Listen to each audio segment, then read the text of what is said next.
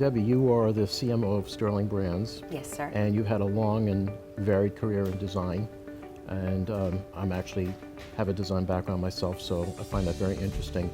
I'd like to know from you, what do you see during the course of your career? How has design evolved, and what do you think are kind of the biggest changes that have happened in the design field, especially where it impacts packaging?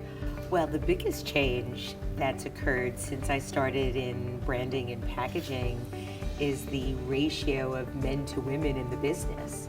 When I started in the business, in the branding business, the very first brand design job that I had, there were agencies everywhere that were all founded by men.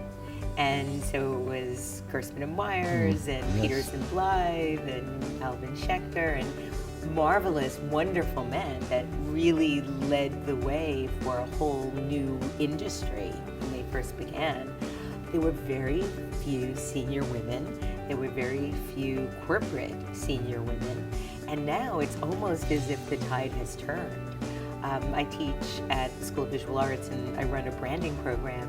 And this last year, of the 29 students that I have, 23 are women, 6 are men. And so I think the biggest shift has been the ratio of men to women in the business. And then also the acknowledgement of how important branding and packaging actually is. When I, again, first started in the business, I think that a lot of people felt that designers working in the packaging or branding field were somehow less than the institutional designers or people that were working in entertainment. And I think now that tide has turned as well. So, very interesting, and I agree with you about your observation about the shift in demographics and more women coming into the design industry. What are your thoughts? How do you think that's going to impact the design industry? What changes do you think will happen because of that? Well, I think we're beginning to see how important empathy is in any field, but particularly a communications field where you're relying on symbols or images to communicate or convey a message. The more empathic you are, both individually as well as the kind of work that you're doing, the more likely it will reach people and really capture the attention, Yes. the imagination of your audience. Yeah. And so I think that the more compassion and empathic the work is, the more likely it'll be recognized in a more powerful way. So I think you're seeing that.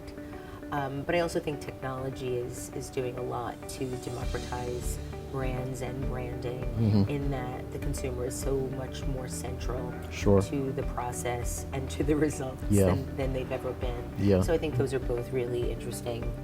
So on that note, what, in your opinion, what do you think, if we think maybe, no one has a crystal ball, but if we think 2 years into the future, what, in your opinion, what do you think the big game changers will be as we go forward?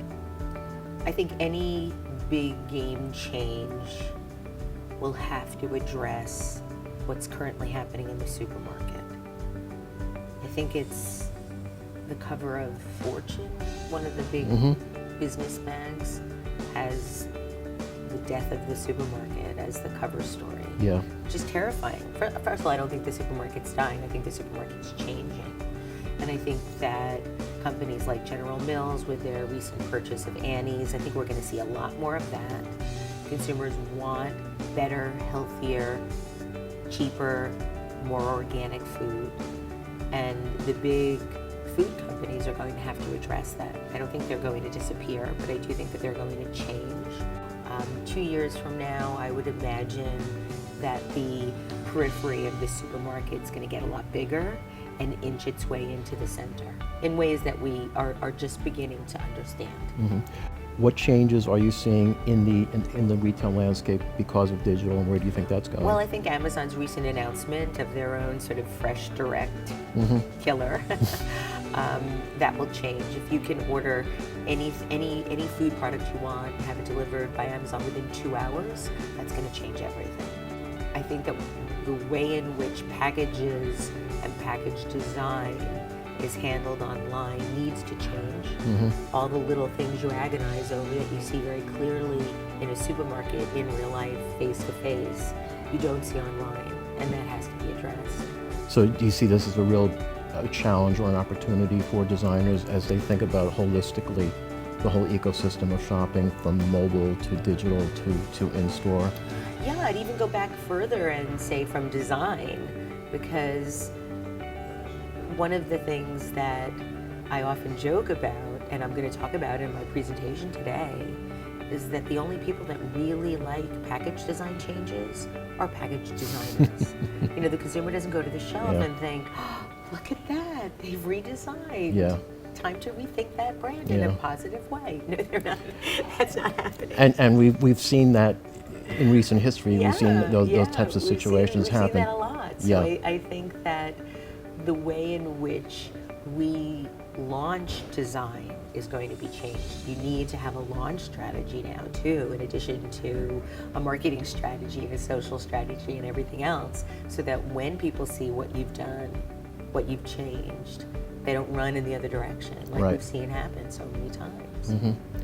So speaking about the conference, I know that we're about a quarter of the way into the conference. Is anything that has particularly inspired you in the presentations that you've seen today?